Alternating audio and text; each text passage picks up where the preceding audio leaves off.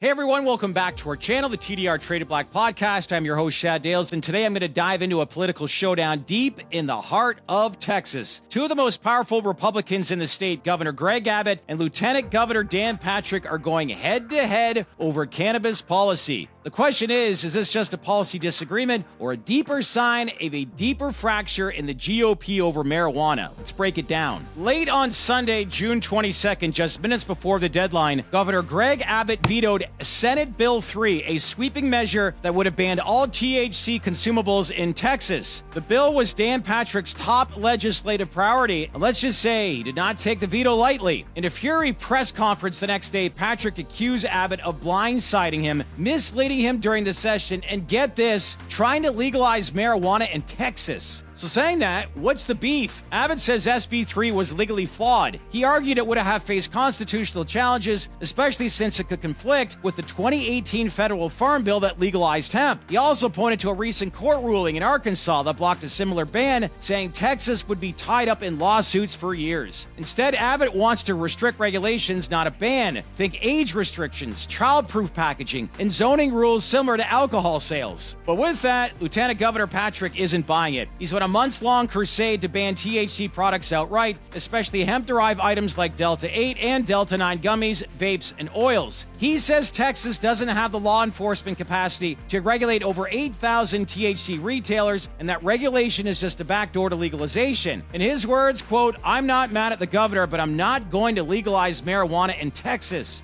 If people want to vote me out of office for that, so be it," end quote. Wow. Harsh words to say the least, but man needs to be educated more. So this clash is rare and really revealing. Abbott and Patrick have worked closely for years, often aligned on conservative priorities. But this veto has exposed a deep rift in how Republicans approach cannabis. Some GOP lawmakers are siding with Abbott, saying regulation is more realistic, and he's got a point. Others are backing Patrick's hardline stance. And with the special session scheduled for July 21st, the party's internal battle is far from over. It's just getting started. So now let's zoom out. Why should cannabis investors and the rest of the country care about what's happening in Texas? Because Texas is huge. It's the second largest state by population and economy. If Texas moves towards cannabis regulation or even legalization, it could reshape the national market. Right now, the state's hemp industry supports over 50,000 jobs and generates billions in revenue. A ban could wipe that out. Regulation could supercharge it. So really, this isn't just about policy. This is about politics. Abbott is facing pressure from veterans, farmers, business owners, and even some conservative activists who oppose a ban. Patrick, meanwhile, is doubling down, framing the issue as a moral crusade to protect kids from high-potency THC. Just regulate it and put it over 21. And let's not forget, public opinion is shifting. Polls show that over 50% of Texans oppose banning hemp products, while only 34% support it. So what happens now? Abbott has called lawmakers back for a special session to craft a regulatory framework. Patrick says he's sticking with a ban.